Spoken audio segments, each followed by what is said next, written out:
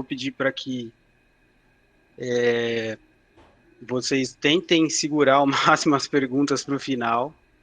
A gente vai tentar, na medida do possível, responder tudo que tiver de questionamento. E, claro, aquilo que a gente não conseguir responder, a gente vai se falando aí nos dias e vai tentando esclarecer no tempo, aí aprendendo junto.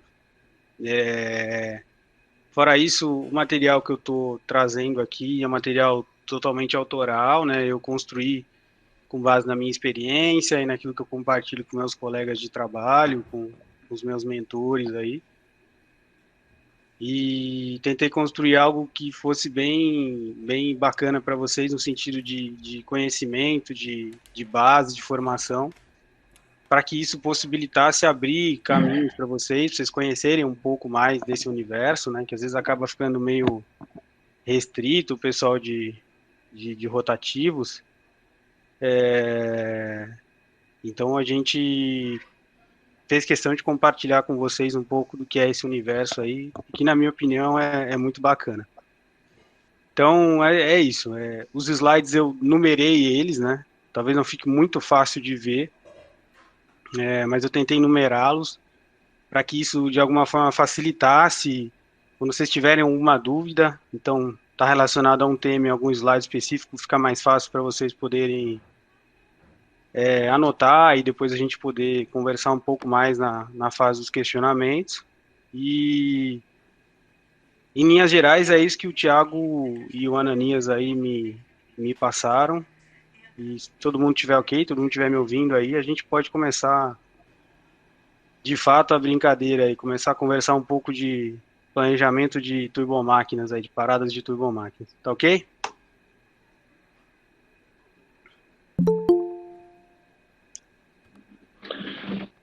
Boa noite, Flávio. Acho que eu consegui abrir aqui o meu microfone. Tá me ouvindo? Boa noite, pessoal. Tô te ouvindo. Então, como o Flávio disse, ele já fez essa abertura aí, né? Então, ele dizia as coisas, mas o principal aqui para a gente não perder mais tempo aí, que já são 28, temos 39 pessoas, vamos respeitar aí o horário para quem chegou cedo aqui não ser penalizado, né? A única coisa que eu pediria para vocês é que, ao final, vai ser aberto a perguntas.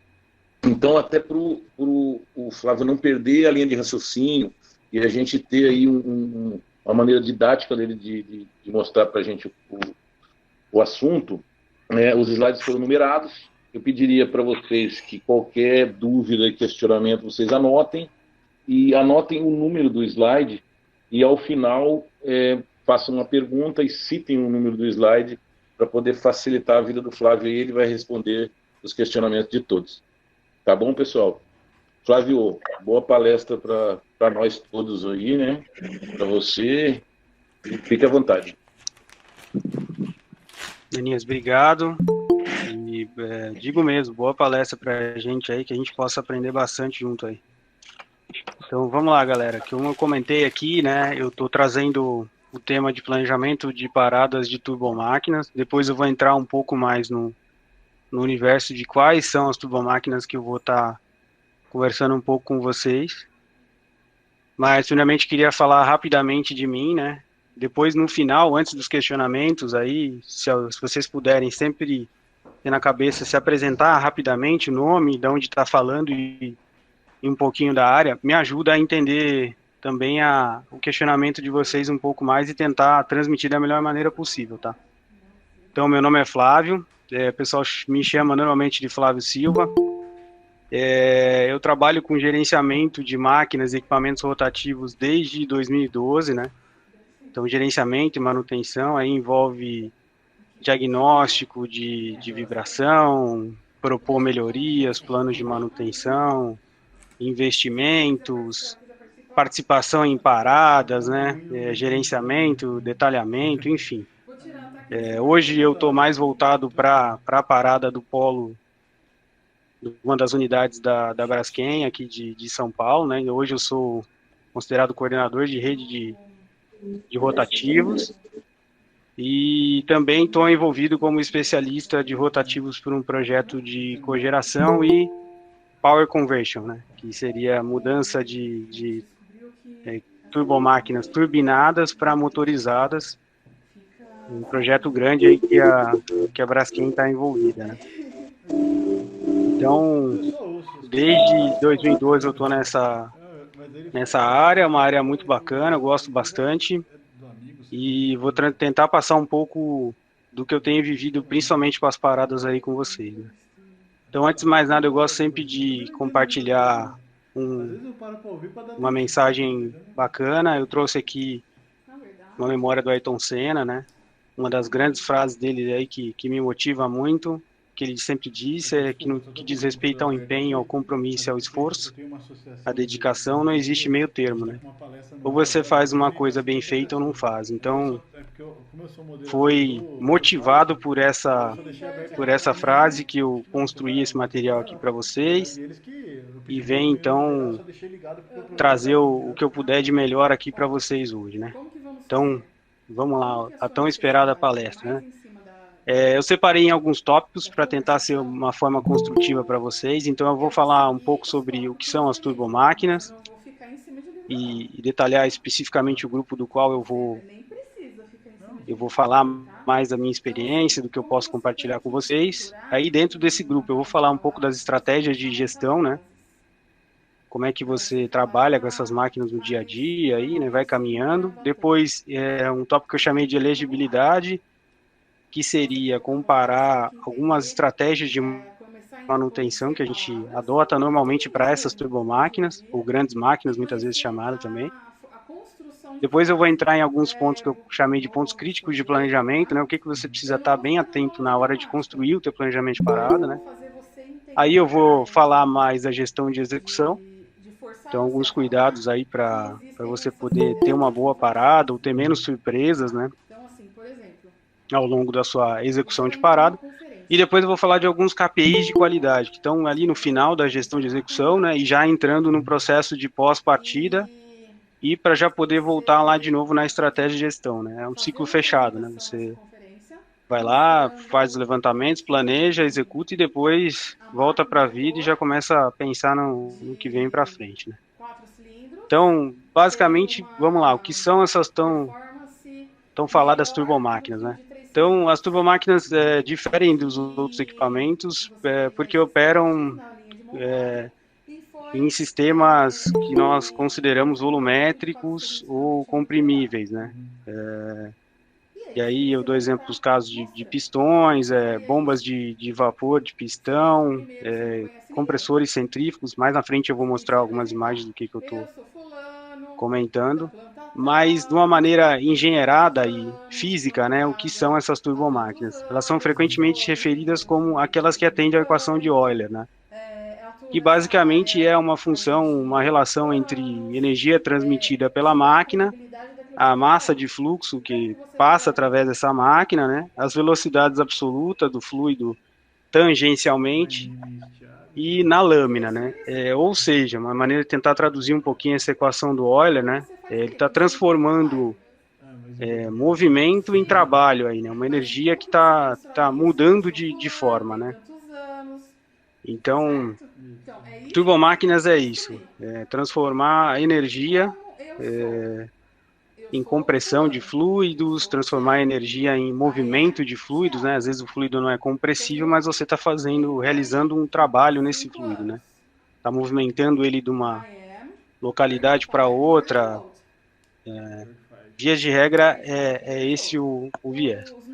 Então, ainda dentro desse grupo aí, de que a gente chama de turbomáquinas, né? Nós sabemos que elas são amplamente utilizadas hoje, principalmente em processos de geração de energia, né?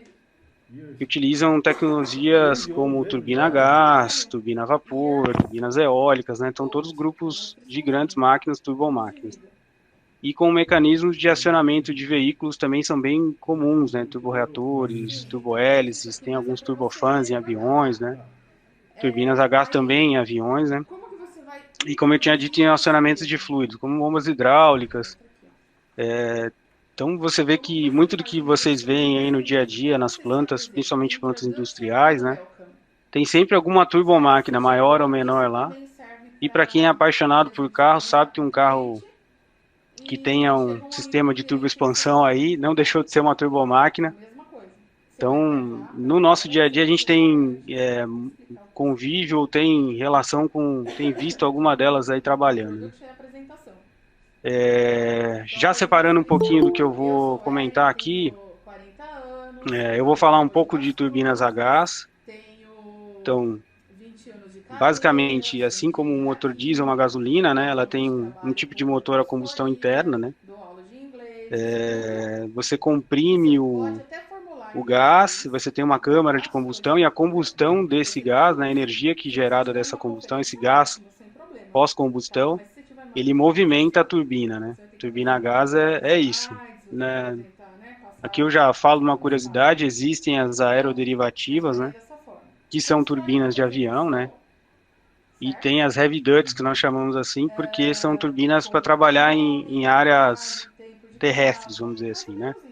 A principal diferença está no ciclo de vida, tá? Não vou entrar muito no detalhe aqui, mas as aeroderivativas têm uma classe de materiais mais leves, usualmente, e tem um ciclo de vida menor porque trabalham sobre estresse mais altos, né? Então, o processo de parada e partida de uma turbina a gás é muito estressante para os materiais, de um modo geral, palhetas, rotor, tudo, né? Fica fácil, né? Então, aí tem uma curiosidade, né? A grande diferença da turbina dos aviões para as nossas turbinas terrestres está aí, né?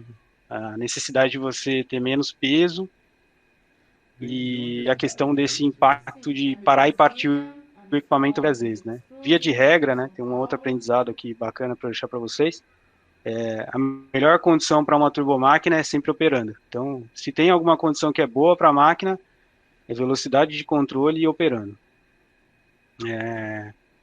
Então, aí, dentro desse contexto, tem também as turbinas a vapor, que é o maior pike com o qual eu trabalho hoje. Turbinas a gás a gente vai ter duas no projeto futuramente, mas turbinas a vapor na planta que eu respondo mais aqui de São Paulo é o que eu mais tenho, né? São as máquinas mais importantes que eu tenho, que eu cuido junto com uma equipe de manutenção.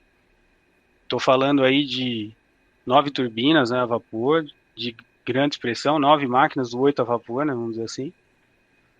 E basicamente são máquinas que utilizam a energia desse vapor com altas pressões, altas temperaturas, né, para garantir saturação desse vapor, né, que está, superaquecido, não saturação, para você garantir que ele está acima da faixa de saturação, e nós vamos converter desse vapor aí, passando pelas palhetas em movimento rotórico aí, vamos movimentar um compressor, movimentar uma turbina de outro sistema, né, pode ser um turbo expansor, enfim.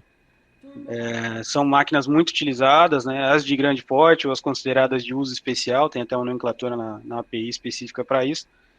São máquinas extremamente confiáveis, com alto nível de disponibilidade, né? Estou falando aí de 99%, 98% da campanha, né? Nossas campanhas são de 6 anos, então é uma máquina que a gente não costuma pôr a mão na campanha, né? Dificilmente a gente acaba abrindo uma máquina dessa em campanha, tem que ser algo muito fora do comum. Vou comentar um pouco mais para frente o que seria também esse fora do comum. Depois disso, eu separei aqui também os compressores centrífugos, né, que são uma aplicação bem bacana. Essa fotinha aí à esquerda, do lado esquerdo abaixo, né, eu trouxe essa imagem de um formato de compressor do tipo barrel, ou barril, né, que a gente fala, porque os internos saem, né, ele tem um bundle, né, uma carcaça externa e a parte interna é toda na forma de um barril. É um formato bem comum das máquinas mais novas hoje, né? Se utiliza bastante porque evita vazamento no plano de junta, né? Em vez de ser bipartido, como muitas bombas têm, alguns compressores. E são máquinas também extremamente confiáveis, né? Então, você utiliza da velocidade, né? Do torque que você recebe aí de uma turbina a gás, uma turbina a vapor, vai girar esse rotor. E o gás, ao passar por esses pequenos rotores aí, divididos em estágios, né? Ele vai comprimindo e a relação pressão-volume vai mudando ao longo dele aí, né? Então, são máquinas extremamente confiáveis, extremamente robustas, né, em linhas gerais, para diversas aplicações de gás. Você trabalha com hidrogênio, trabalha com propileno, etileno, né? Então, uma gama muito grande de gases, desde gases criogênicos, temperaturas abaixo de 100 graus, até gases muito quentes aí, tem uma gama de aplicação muito bacana. Eu não entrei aqui, não vou conversar sobre compressores alternativos, mas também são máquinas bem interessantes aí no dia a dia de muita gente, né? A gente também tem alguns compressores alternativos de hidrogênio, de outras máquinas, mas via de regra são máquinas com campanhas menores se comparadas às centrífugas, né? A gente trabalha aí em média um ano e meio para uma intervenção que seja menor ou maior, né? Uma intervenção mais simples ou mais complexa. Câmaras de força, por exemplo, seria uma intervenção mais complexa. Mas, via de regra, são máquinas que eu não vou entrar no detalhe aqui, né? Vou falar mais das máquinas de grandes paradas aí, ou máquinas de impacto mais direto nos polos, né? Tem também a gama dos geradores, né? Que é essa foto à direita aí de vocês. E os geradores nós temos algumas aplicações. São máquinas mais voltadas para o time de elétrica, mas tem uma interface bacana com a mecânica, né? Basicamente é um ímã interno, né? Um sistema que transforma energia de rotação em elétrica, né? Para alimentar os subsistemas, mas tem uma interface muito grande com a mecânica, né? Os mancais, sensoramento de vibração. Então é um ponto que eu coloquei aqui porque quando eu falar sobre as estratégias, detalhamentos e tal, o gerador também entra nesse grupo aqui, né? Eu acabei não pondo os motores diretamente, mas o gerador para um motor, as diferenças são pequenas para efeito de planejamento, tá? Então, os motores também estão indiretamente englobados no que eu vou compartilhar com vocês aqui, no que a gente vai conversar um pouco mais para frente aí. Então, dito isso, né, definido aí a gama das turbomáquinas que eu vou falar um pouco mais, eu vou falar agora sobre a estratégia de gestão para essas máquinas, né? Quando eu falo de gestão, né, eu não posso deixar de falar do que são algumas modalidades ao longo do tempo aí. Eu trouxe esse gráfico do Lafraie aí, que vocês podem ver à direita, que ele fala da evolução da estratégia de gestão desde os anos lá, 1960 por aí, até 1990 a gente foi evoluindo daquilo que a gente chamava de preventiva pura ou corretiva pura, né? Só conserta, basicamente, conserta quando quebra, e é a corretiva, e a preventiva você troca quando dá o tempo de vida daquele item, né? Pô, se ele tem 6 meses de vida, daqui a 6 meses você vai planejar fazer uma intervenção. Depois veio vindo a manutenção com produtividade total, né? Que tem às vezes alguma nomenclatura um pouquinho diferente, mas via de regra é a mesma concepção que vinha lá dos anos 70, 1970, né? Depois veio nascendo a preditiva, que eu acho que ganhou um campo muito grande nas empresas, né? Rapidamente ela se tornou uma ferramenta justificável e foi se mostrando muito confiável, né? Então as análises de vibração cresceram no campo das empresas de um modo geral, né? Que adotam estratégias, né, de preditiva, né? Nem sempre é a melhor estratégia, e depois nasceu muito forte o conceito de manutenção centrada em confiabilidade, né? Que é basicamente um olhar mais amplo do item manutenção, né? Não é a manutenção simplesmente pela manutenção, mas assim, o que justifica fazer uma preditiva, né? Eu preciso monitorar a vibração de tudo, ou tem algumas bombas que não tem o que fazer em termos de preditiva, o custo da preditiva é muito alto, eu prefiro manter a minha estratégia de preventiva ou corretiva, enfim. Ela veio para ajudar a gente a balancear melhor, assim, vamos dizer, a nossa estratégia de manutenção, né? Então, dentro dessa evolução, eu diria que hoje as grandes máquinas trabalham com uma mescla de técnicas que levam aí os compressores, geradores, turbinas, né, motores, numa composição básica entre uma manutenção chamada, que a gente pode chamar de proativa, né? Uma manutenção preditiva e uma manutenção preventiva, né? Então, isso seria a vida normal. Em que sentido? Quando eu falo de proativo, eu estou falando de uma tela de gestão de variáveis, estou falando de procedimentos de inspeção com ultrassom, com termografia. Estou trabalhando numa forma de evitar que a falha inicie, né?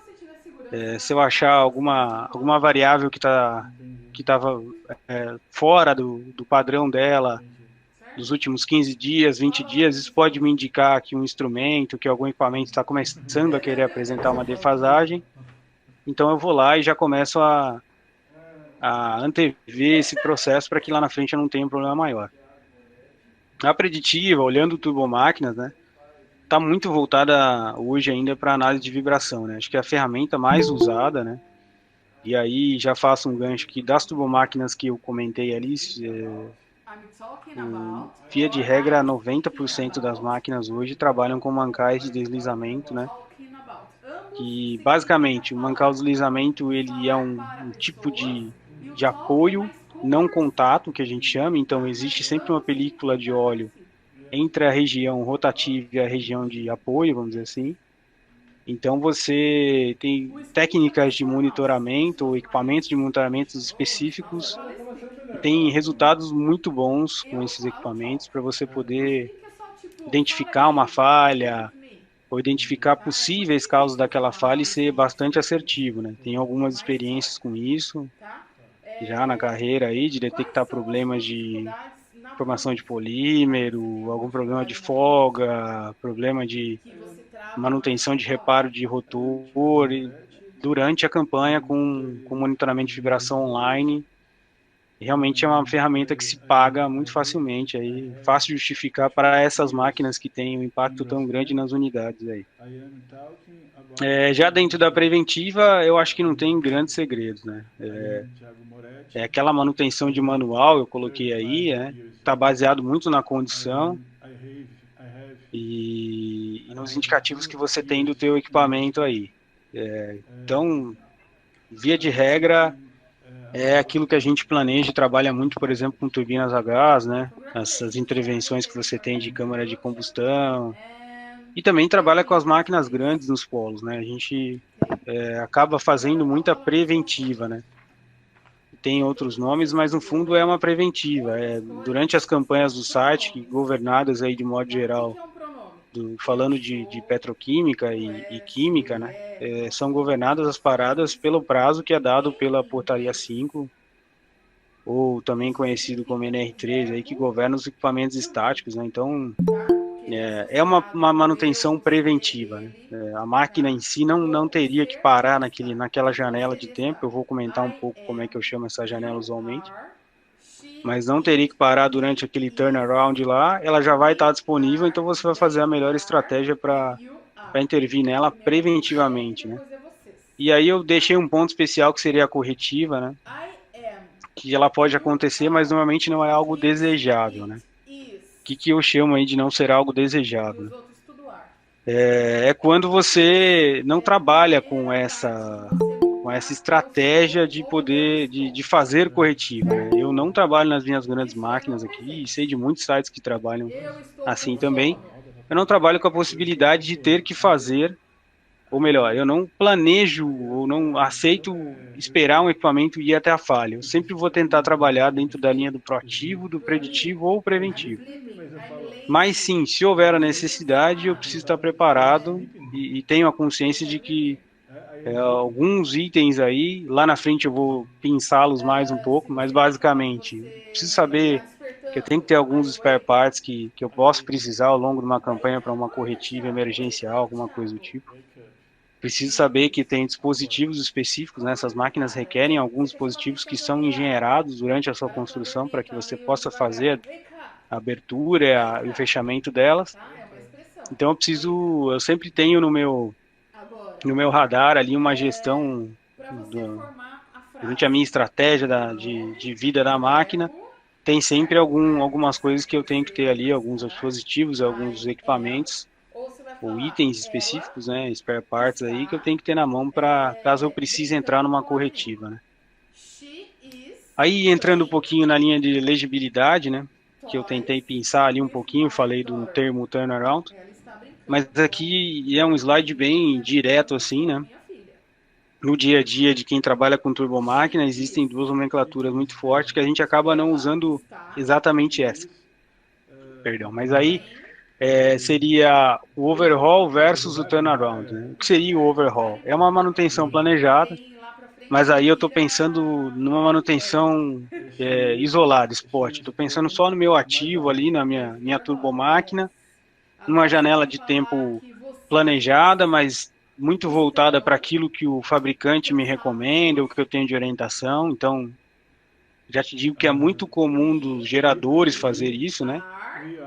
Os geradores elétricos das unidades, né? Eventualmente algum motor, e principalmente para turbina a gás, né? É uma estratégia muito adotada para esses equipamentos. Então, dentro da janela de tempo ali, eu tenho as minhas manutenções planejadas, meus overhauls aí, pode ser um major overhaul, que seria um overhaul completo, uma manutenção completa do equipo, do ativo, ou pode ser um minor overhaul aí, pode ser uma manutenção de partes girantes, né, mancal, alguma coisa que pode ter um desgaste maior, eventualmente áreas de, como disse ali, câmara de combustão, costuma ter em média nas turbinas a gás 1 ano e meio, né, às vezes varia um pouquinho de fabricante para fabricante, mas em média 1 ano e meio que você faz, ele tem a versão na câmara de combustão, e você pode ter que fazer alguma manutenção em sistema de controle, né? Via de regra, periférico, né? Já aproveitando, não entra nesse escopo, ele é um item de dia a dia, né?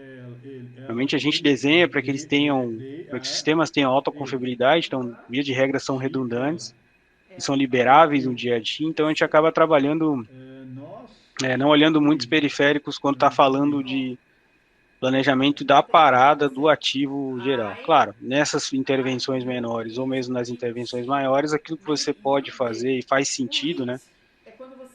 Fazer, a gente traz para dentro do pacote, né? Quando eu tô, e aí já aproveitando, quando eu tô falando de um turnaround, que seria uma parada de planta, né, uma manutenção planejada da planta toda, não só mais do meu ativo ali, da minha turbomáquina, eu não posso deixar de olhar que aí ele tem que ter um embasamento um pouco mais forte, assim, né? Sempre vem aquele primeiro questionamento, eu preciso intervir nessa janela, né? Por que que eu preciso?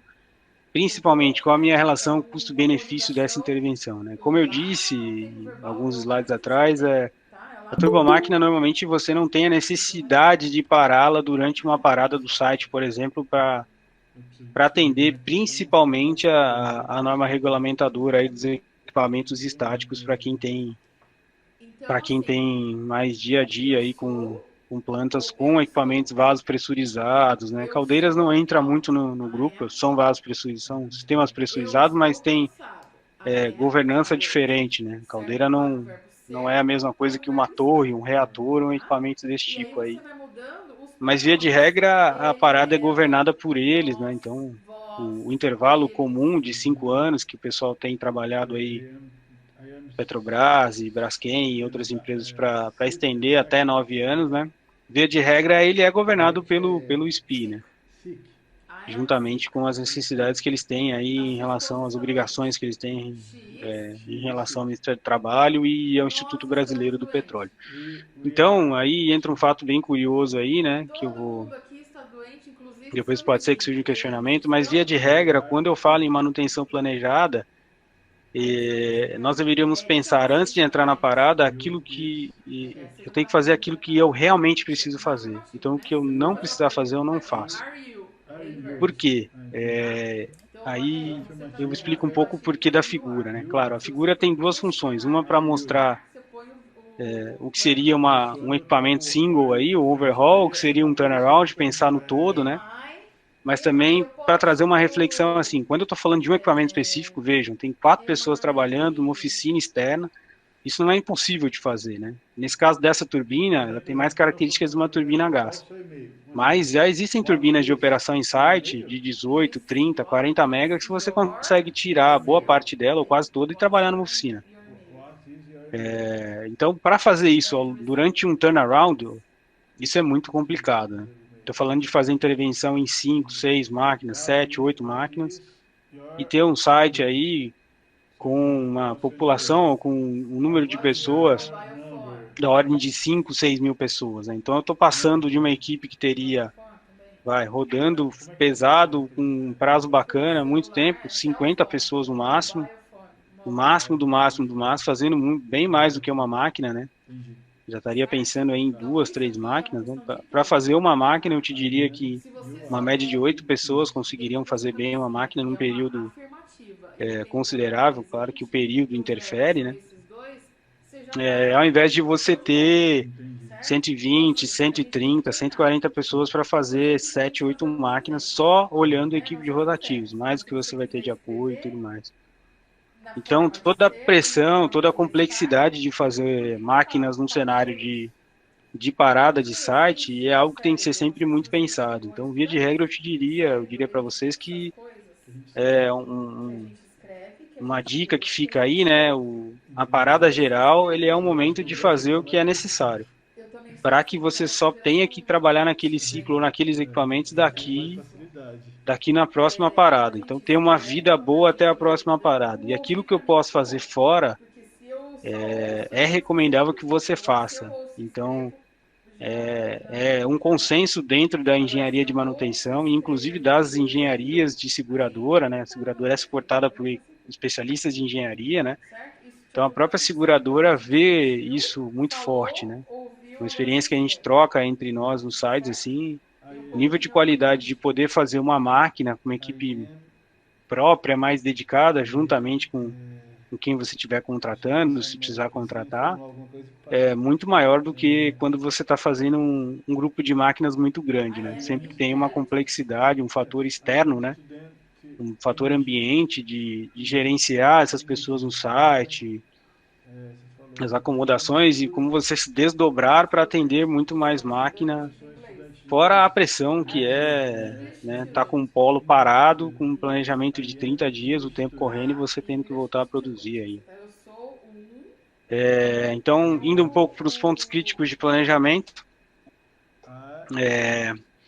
eu trouxe esse desenho aqui, que é uma reflexão bacana que eu vim fazendo ao longo do material. Eu diria para vocês que agora eu vou falar da espinha do que é o planejamento de parada de verdade. Então, uma vez que você conhece a sua máquina, uma vez que você tem uma estratégia de manutenção para poder lidar com ela, né? Uma vez que você já está maduro em relação ao que está fazendo sentido para você, de fazer um overhaul, fazer um turnaround, vai chegar o momento de você fazer a construção do planejamento mais especificamente, né? Então aí eu desenhei 4 pilares dentro dessa espinha aí, que eu separei em análise integrada, o histórico de manutenção e operação, spare parts e dispositivos, né? Lá atrás eu já tinha comentado desses últimos dois, aqui eu vou aprofundar um pouco mais. Mas vamos pelo começo aqui. A análise integrada, que eu chamo aqui, é pegar aquilo lá que eu falei da gestão atrás do ativo lá, sua gestão de manutenção, e trazer ele para esse momento de uma maneira compartilhada, né? Então o site ele tem que construir uma análise em conjunto, né? Porque a máquina ela permeia por outras especialidades, né? Então a produção, a engenharia de processos, a engenharia de automação, eventualmente a engenharia elétrica, né? Instrumentação, a máquina tem todos esses elementos, né? Uma interface grande com o próprio SPI, porque a gente tem vários vasos, acumuladores, né? Sistemas de amortecimento de fluido, compensação hidráulica, que quando você está fazendo uma análise do que você vai trazer, né, à luz da decisão que eu comentei agora há pouco, entre fazer um overhaul, fazer um turnaround, você precisa ter uma análise integrada disso, né? Então, basicamente, vou fazer uma analogia bem bacana aqui para quem gosta desses seriados e acompanha um pouco como funciona investigação criminal, essas coisas, é pegar o prontuário lá da tua máquina, pô, qual é o tag dela, como que ela tem trabalhado nos últimos anos, como que a performance dela, né, é um viés muito integrado aqui, então como que a automação tem visto, como é que está a vida dos sistemas de tetravamento, dos cartões, dos instrumentos, como é que está a vida da operação, né, se é uma máquina que tem potencial de sujamento, que a gente fala, né, ou de incrustação, muitos gases têm, né? Eles carregam alguns elementos que, à medida que você comprime, eles ganham temperatura e podem formar o que a gente chama de polímeros, e eles podem ir baixando, eles reduzem a área de interface do gás, de compressão, vão reduzindo a eficiência. Então, neste momento, você está desenhando a estratégia do que você quer fazer. Então, e aí, muito importante, o teu histórico das análises de causa-raiz, né? Então, ao longo da campanha, você pode ter tido alguns eventos que levaram a parada de máquina, que levaram a alguns distúrbios, algum desvio no controle, e que você traz à luz nesse momento para debater, para olhar de forma integrada com as equipes, né? E aí eu vou usar o conceito aqui de time multidisciplinar, né? O grupo de confiabilidade, um grupo de confiabilidade multidisciplinar, que vai estar com um viés de entregar uma visão do todo, né? Como é que a máquina performou nessa campanha e o que tem para fazer lá. Então, sempre aí eu começo a trazer um conceito aqui de perguntas-chave, né? O que pode te ajudar na hora de fazer uma análise integrada, né? Eu tenho algum indício claro? O que seria esse indício claro? Tem alguma coisa que está me incomodando, que eu estou vendo? Como eu disse, a eficiência da máquina não está legal, eu estou tendo algum problema com o sistema de controle, o meu hardware, tá, seja do Benta, de vibração, seja do ter travamento de planta, tem alguma coisa, né? Tem alguma pedra no sapato com esse ativo, né? A gente usa muito esse termo no dia a dia lá na planta, né? O que é a pedra no meu sapato em relação a esse equipamento aí? Quando eu ouço o nome desse equipamento, eu falo, puxa vida, isso aqui tá me incomodando, não tá legal, me dói o calcanhar. Então isso é o que você começa a olhar na análise integrada.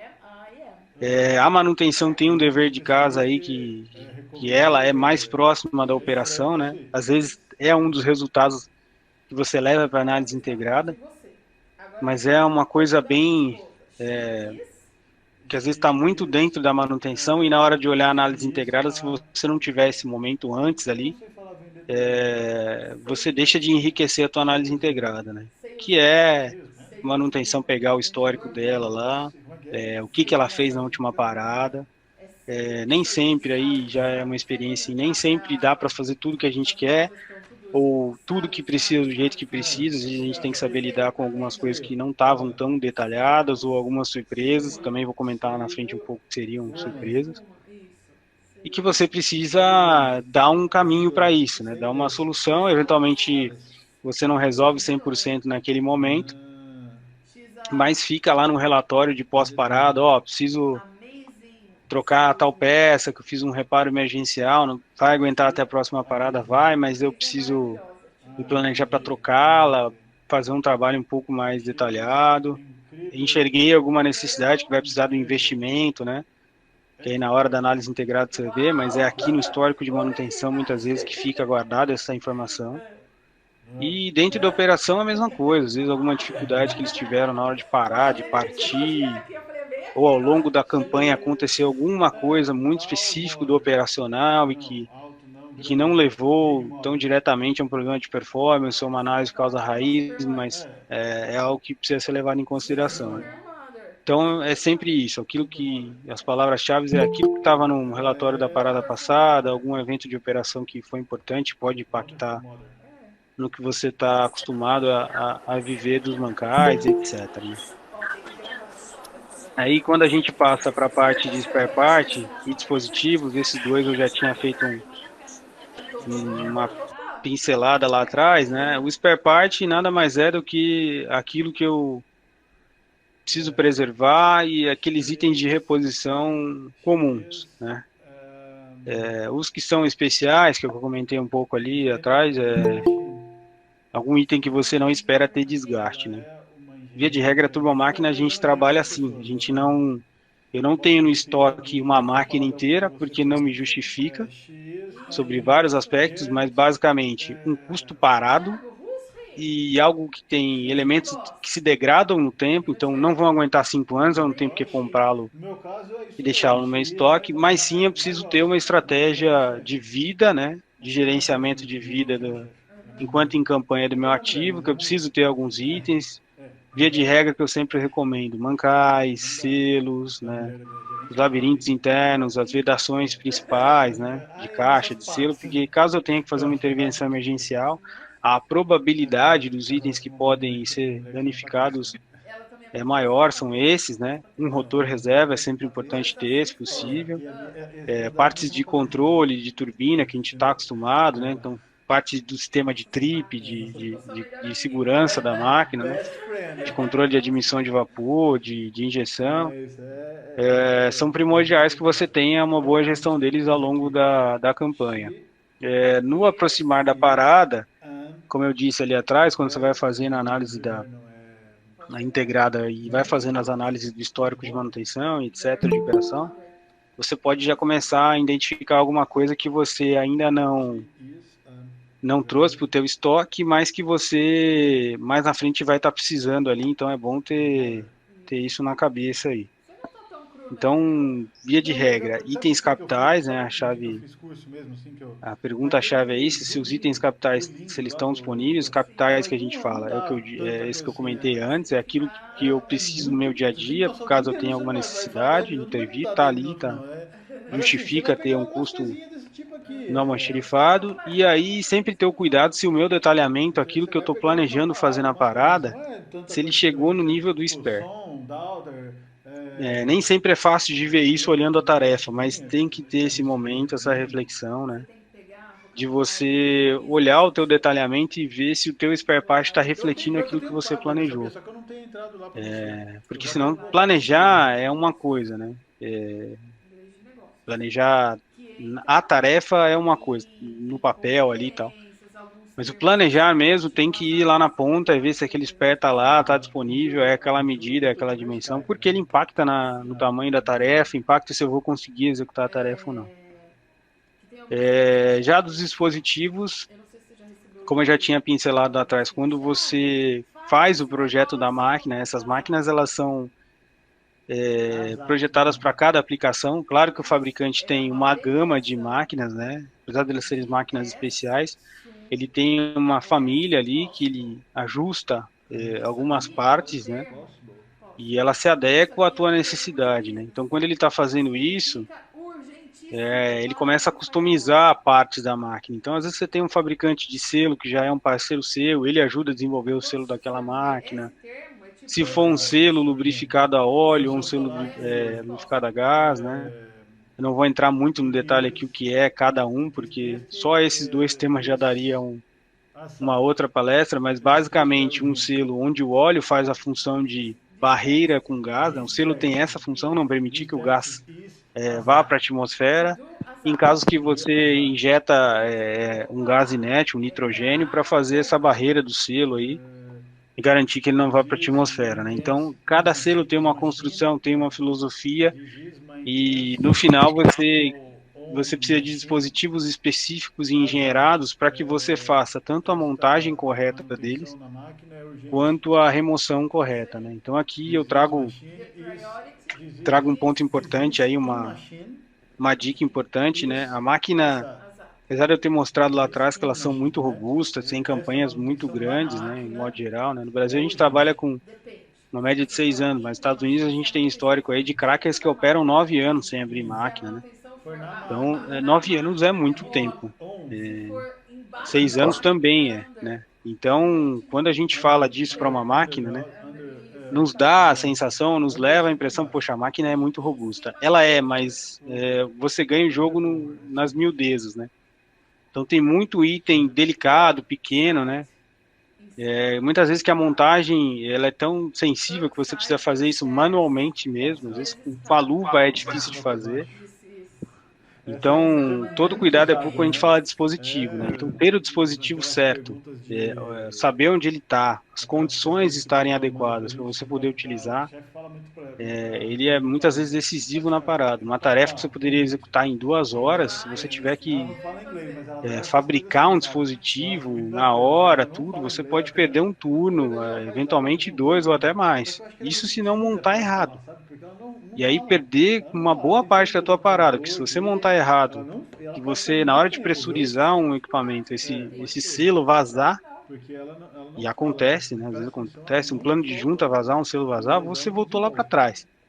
Então, é algo decisivo, assim, que tem que estar no planejamento de parada, com certeza.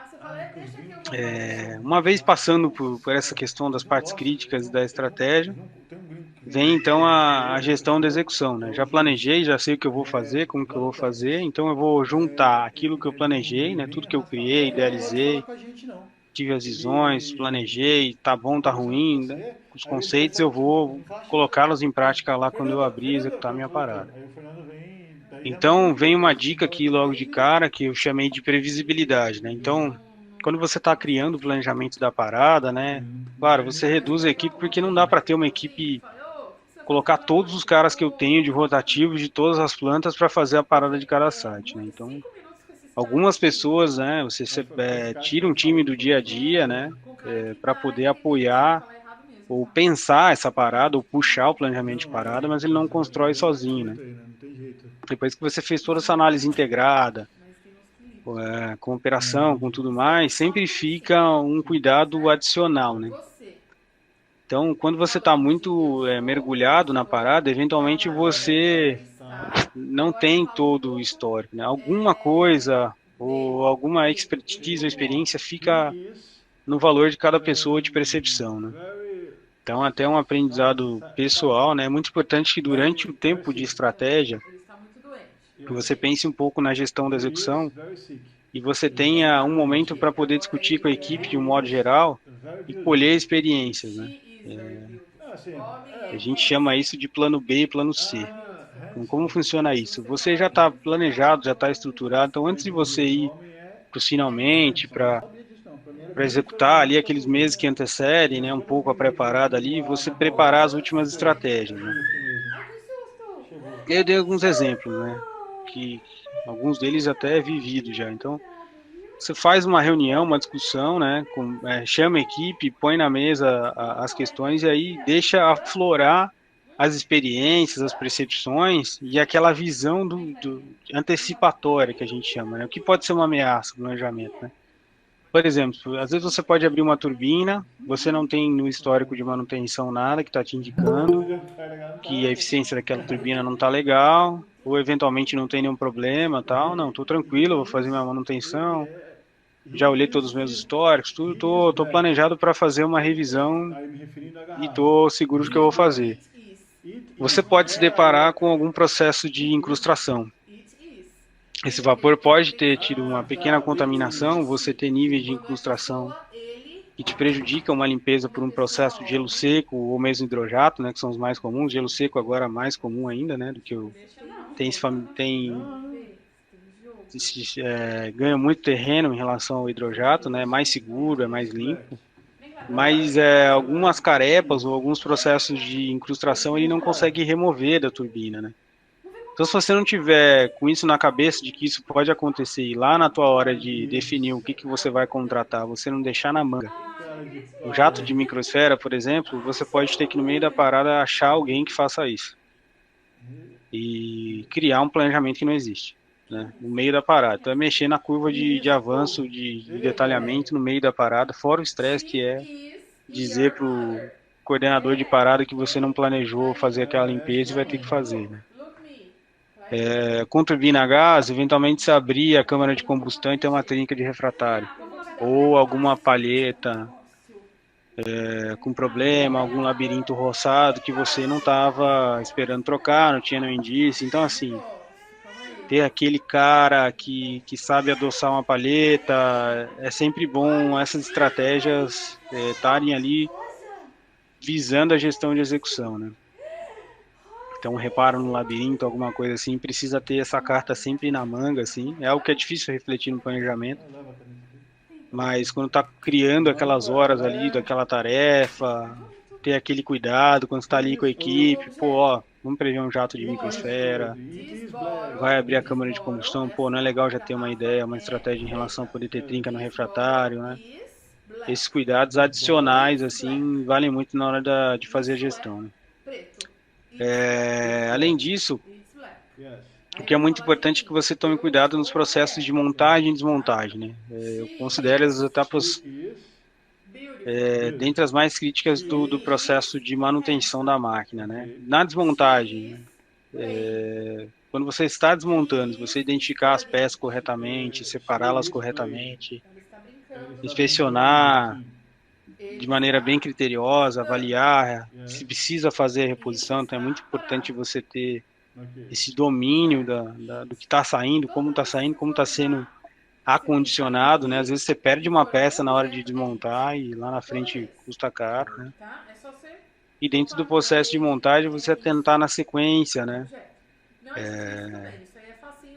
Assim como na desmontagem, mas existe uma sequência, né? O fabricante no manual ele te orienta, então seguir a sequência corretamente, fazer os registros fotográficos, todos os dimensionais, porque depois que faz a parada, alguns meses parece que dá um apagão e você, via de regra, vai ter dificuldade de lembrar muita coisa que aconteceu. Mas um relatório bem feito, um registro fotográfico bem feito, com calma, vai valer muito lá na frente quando você tiver que planejar as próximas, passar o legado para outras equipes, para que eles tenham uma base bacana aqui. Mas via de regra, a atenção tem que ser redobrada na montagem, tanto quanto na desmontagem, mas as montagens dos detalhes, como eu disse lá atrás, são máquinas robustas, mas pequenas coisas fazem toda a diferença aí na hora que você estiver montando, né? É nos detalhes, nos milésimos que a gente ganha parada em grandes máquinas. Além disso, dentro do pilar de execução, né? Então, para desmontar e montar procedimentos, então todas as tarefas do equipamento devem estar bem procedimentada, à luz do manual do fabricante, a lista de materiais tem que estar clara, tem que estar disponível, né? Então eu sempre recomendo que tenha um book, né? Com tudo que você utiliza, qual é o desenho daquilo, a posição de encaixe, tudo, facilita muito. Os dispositivos listados e já bem acondicionados, as tabelas de torque aplicável, né? Hoje a gente sabe que não é força que faz a diferença, mas o torque certo no lugar certo, né? Então, existem dispositivos de torques, torquímetros, existem high torques, tudo para que a gente coloque o torque necessário, né? Um parafuso abilongado, que a gente fala, né? Um parafuso deformado, lá na frente pode custar caro, pode gerar um vazamento, pode gerar uma necessidade de ter que tirar esse parafuso, trocar numa parada futura, enfim. E um aprendizado bacana também é um checklist, né? Agora que você criar tudo isso, quando você estiver olhando lá a luz do que pode acontecer, definir tarefas, né, ou etapas lá, poxa, estou abrindo o mancal, os registros fotográficos, as medidas, quem que mediu o mancal, quem que validou os mancais, né? Ter esse checklist, ele ajuda muito você a não queimar etapas, a não deixar as etapas críticas deixarem de acontecer como tem que acontecer, facilita a gestão e o apontamento das tarefas, né? O checklist é uma ferramenta bem bacana. Bom, aí já chegando nos KPIs de qualidade e pós-partida, né? Então, como eu tinha dito lá atrás, a qualidade ela vem, claro, ao longo da parada com essa gestão da execução aí, mas boa parte dela você entrega junto com a parada, né? Com o equipamento, quando você devolve o equipamento para operação. E no pós-partida para poder voltar naquele ciclo que eu comentei lá do começo de fazer a gestão e pensar em tudo isso, né? Então, o conceito todo da coisa é planejar e executar uma partida segura e assertiva, né? É muito importante, né? Cuidar desses pontos críticos de montagem, né? Para que a essa altura que você já está de gerir a qualidade, olhando lá a luz do checklist, que é o último item que eu comento ali de gestão da execução, você já esteja bem maduro com o que você executou. O checklist é um fortalecedor muito grande, né? As máquinas em petroquímica e química, elas têm um efeito psicológico que eu sempre reitero, né? Quando você abre as carcaças, né, e tira o tip do flare, a parada psicologicamente para aquelas 5.000 pessoas, ela realmente começou. Então, carcaça de máquina aberta, é o tip do flare no chão, a parada está acontecendo. E quando o tip do flare volta para a posição final lá dele, quando a gente entra na reunião de parada ali, de gerenciamento de parada e anuncia, ó, tô fechando a última carcaça, é o momento que a operação já começa a se movimentar, você já começa a ouvir vapor nas linhas e tal, então assim, o sinal que você entrega, né, a resposta psicológica é muito forte, assim, então você, quando tiver nesse momento, né, o checklist, ele é algo para você se fortalecer nesse momento e ter a certeza de que está no caminho, né? Um outro cuidado importante são os sistemas periféricos, que eventualmente você dá um foco um pouco menor para eles, porque a demanda é muito grande quando você abre a máquina, tem muitos itens, muitos detalhes para que você cuide, e eventualmente o periférico fica um pouco menos atendido ali, ou com um tempo um pouco mais limitado, mas é importante olhar para eles, né? Fazer esse cuidado com as interfaces que vão voltando, né? Sistema de tetravamento, a instrumentação, tudo isso vai voltando aos poucos, se você puder ir checando, e isso tá no checklist também ajuda. E via de regra, o processo de aquecimento, muito cuidado no processo de aquecimento, também pode e deve constar no checklist, apoiar a operação nessa volta, né? Na hora de aquecer uma turbina é muito importante ter os cuidados necessários, né? O momento de colocar o sistema de óleo para operar, para poder garantir que o eixo não vai ter algum problema, enfim, pressurização do compressor, tudo isso é muito importante. Depois de tudo isso, você ainda tem os testes a quente, né? Quer dizer, a máquina está pronta, já aqueceu, os periféricos estão legais, eu consegui checar nível e tal. Tá tudo ok. Durante a partida quente também é um momento de você ter alguns cuidados. É o primeiro momento que a máquina está rodando, são os primeiros sinais de vibração, as primeiras leituras que você está fazendo, da assinatura, né? Porque quando para é uma máquina, aquilo que você trocou também afeta a assinatura, né? Então tem que tomar um cuidado para começar a ter a leitura dessa primeira assinatura legal, para que isso te apoie nesse último item aí, que é a partida, que é levar a máquina para rotação de entrega lá, rotação mínima. Então é a hora que você vai passar pelas faixas de velocidades críticas dos rotores, é a hora que vai ser colocada à prova aquelas medidas do mancal, as folgas, toda a montagem que você fez. Então essas etapas são bastante críticas aí, né? Então uma forma de condensar isso, eu diria três pilares ali, né, na parada, que seriam os seus KPIs aí. A curva de avanço, acompanhar bem, né? Quando a curva de avanço abre muito para recuperar é complicado, então tem que ter muito cuidado para não atropelar a etapa, que eu falei de checklist, né? Um book ele é um elemento tanto de controle de qualidade quanto indicativo de qualidade, né? Com o seu checklist, com os itens bem apontados, as folgas anotadas lá à mão mesmo, fazendo sentido coerente, já tendo o registro fotográfico de tudo, dos ensaios não destrutivos, tudo. E essa limpeza diária, né? Eu ponho aquilo como um KPI, controle de qualidade, porque o housekeeping não é arrumar a casa para visita, né? O housekeeping ele garante que você está vendo aquilo que você precisa ver, é uma higiene do ambiente para você focar no que é necessário. E mostra que a tua gestão tem qualidade realmente, porque o housekeeping tem que fazer parte da estratégia da parada, né? Na partida, as variáveis da máquina, né? E trago um gráfico aí à direita, como é que está indo a minha curva de máquina ali, estou aproximando do surge, como é que o sistema de anti-surge está respondendo, nessa hora eu já começo a ver algumas leituras da curva do anti-surge, do controle de anti-surge, as variáveis de processo estão respondendo bem também, eu já começo a ver, as análises de vibração, dá aquele tour no sistema periférico, né, parte do KPI aí lá, ver se aquela bombinha de óleo não está aquecendo, ver se os níveis de vaso estão coerentes, o campo com o painel. Então é esse cuidado, né, passar aquele último paninho com cera ali. E no pós-partida é a vigilância, né, constante, né, continuar olhando esses parâmetros que você acompanha na partida, como é que eles estão evoluindo ao longo do tempo, né? À medida que você põe algumas máquinas partem com gás, depois você vai mudando o gás, isso gera assinaturas de vibração diferente, comportamentos diferentes, a densidade do gás impacta muito no compressor centrífugo, por exemplo.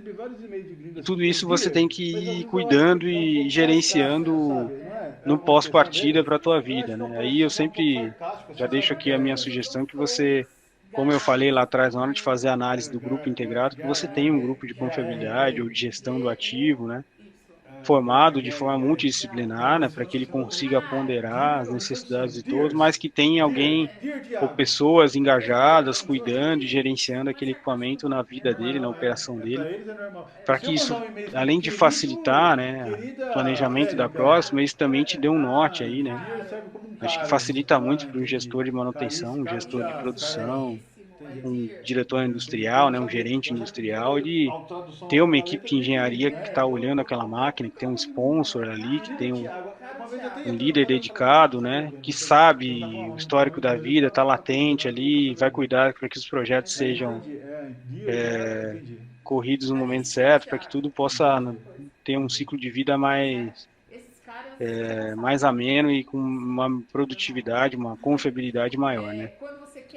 Então, eu chego aqui nesse momento, faço um resumo da ópera aqui, né? Antes de eu abrir para os questionamentos aí. Então, o que eu chamei de resumo da ópera, né? Passando pelos pilares, estratégia de gestão, né? O resuminho aí é corretiva, preventiva, preditiva, manutenção, central na confiabilidade, o que faz mais sentido para o meu ativo. Elegibilidade, né? Eu posso fazer fora da parada do site ou não? Né? É uma pergunta muito boa para se fazer. É a primeira pergunta na hora de se pensar no overhaul ou fazer uma manutenção durante o turnaround. Os pontos críticos de planejamento, né? Eu sei bem o que eu vou fazer, o porquê, como eu vou fazer e quando eu vou fazer. É o que descreve lá aquela espinha dorsal. Durante a gestão, como eu vou desmontar e montar, quais materiais eu vou usar, com quais dispositivos, com quais medidas eu encontrei e deixei o meu equipamento. E nos KPIs, qual a assinatura pós e antes da partida, né? Antes de realizar a manutenção, é aí que eu vou dizer se fez sentido ter feito essa parada, se não fez, o que eu tenho de aprendizado, se fez, o que eu posso registrar e compartilhar com as minhas equipes no futuro para perpetuar e ensinar. Bom, galera, esse foi o material que eu construí para compartilhar com vocês. E agora, acho que eu passei um pouquinho do tempo aí, mas acho que a gente vai conseguir compensar um pouco no tempo das perguntas aí. Agora eu abro para que vocês, quem quiser, compartilhar a pergunta, a dúvida, para a gente tentar esclarecer alguma dúvida que tenha ficado. Muito bom, Flávio, muito bom. Eu gostaria de agradecer aí, Flávio, o tempo dedicado tanto para a elaboração desse trabalho, quanto esse tempo dedicado aqui para nós todos, né? Para o aprendizado e para um pouco mais de conhecimento sobre esse assunto importantíssimo que são turbomáquinas ou grandes máquinas. E em nome da Brapro também gostaria de agradecer a presença de todos e espero que vocês tenham aproveitado aí todo esse conhecimento do Flávio. E vamos lá, agora o Flávio está aberto a perguntas. Vamos ver se a gente consegue manter os 20 minutos planejados, né? Caso escorrega um pouquinho também, acho que não tem problema, acho que o Flávio não vai achar ruim. Mas, Flávio, eu acho que ficou dentro do que a gente tinha planejado. Sim. Nas minhas contas aqui deu 1 hora de palestra. Então, está excelente. Tá bom, pessoal, então fica aberto aí para comentários, perguntas e Flávio. Muito obrigado a todos. Você não será popular, você vai ser sempre muito formalzinho. Entendi. Tá? Eu vi que tem algumas perguntas aqui no chat. Se alguém quiser abrir o áudio e falar, fica à vontade enquanto eu dou uma olhada aqui que eu posso ir respondendo aqui. Certo? Eu E não o era. Word? Ô, Flávio, boa noite. Aqui é Carlos Santos, tudo bem? Você não era. Tudo bem, e você, Carlos? Bem, graças a Deus. Cara, é o seguinte, eu já no ramo já de mecânica, né? Eu já sou na parte de montagem e comissionamento de máquinas, de partidas, né? Tanto de bombas dosadoras quanto turbinas, né? Eu vim agora, eu estava na República Dominicana com a Odebrecht, nós montamos lá 2 turbinas a vapor, né? Muito da GE, e fora tantas que você mostrou aí no seu portfólio, aí na sua planilha, os compressores, né? Centrífugos, né? Tantos da Thermodyn, Elliott, tantos outros por aí afora, eu já botei para rodar. Mas geralmente na parte de montagem, comissionamento, operação assistida, e nunca peguei uma parada, né? O que você botou aqui do passo a passo, né, vamos falar assim, né, dos itens de verificação, isso aí já no comissionamento a gente já faz. Eu achei muito interessante, isso é bom você sempre ficar relembrando esses itens para nunca cair em esquecimento. Porque eu já tive problema com vendor de, na época que foi comissionar a máquina, faltar uma cola especial para poder fazer a selagem, né, essas coisas lá. parece que criam perna, né, meu amigo? Desde Rapaz, quando você compra até a hora que você vai usar, fala, pô, tava aqui do lado. Aí de um dia pro outro some, né? É um tubo de cola especial, alguma coisa assim. E geralmente, quando você está comissionando a primeira vez a máquina, que está o vendedor ali junto com você, que quando você não, o vendedor não está por perto, você tenta achar uma cola similar àquela, né? E vai. Mas, às vezes, o vendedor do lado, ele quer a dele específica, né? E, pô, eu falo para você, eu estava na República Dominicana, lá uma ilha que só tem 2 países, e faltou uma cola que só vinha dos Estados Unidos. Você imagina para essa cola chegar. Rapaz do céu, tem que pagar um cara para ir nos Estados Unidos de avião e voltar com essa porcaria no bolso. É brincadeira. Fora a pressão, né? Pô, uma cola não tem em qualquer lugar e tal, até esse cara voltar e é complicado, né? Você sabe aí bem. você imagina, como você até comentou aí, né, você falar para o gerente que atrasou porque você esqueceu de planejar um jateamento. Aí você falar para o cara assim, ó, foi falta de comprar cola. Puta madre. É complicado. Mas gostei, cara. Interessante demais mesmo a sua palestra. Muito obrigado. Eu que agradeço aí por ter prestigiado e me falado uma parte tão importante aí. O comissionamento, quando está fazendo a primeira entrega do equipamento, também é muito importante, né? Sim. Tem uma galera experiente com isso daí, não é fácil não, cara. Tu falou bem. Não, igual você falou, botou bem explicado, as ferramentas especiais, porque às vezes é uma high torque, um macaquinho hidráulico com umas pinças especiais para desmontar o selo. Rapaz do céu, isso daí deixa o peão de cabelo branco.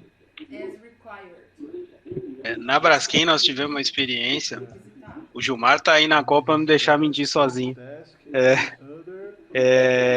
Uma das nossas máquinas, na hora de montar o selagás, ela tem, agora não vou lembrar, eu acho que é 10º de milímetro lá, 100º de milímetro de folga na hora de entrar. E se você não girar o rotor, o eixo, na hora que você está montando essa parte do selo e guiando, mesmo guiado, ele não monta até o final da caixa. Você pode fazer o que você quiser, usar a peça que você quiser, pôr pressão e tal, ele não vai.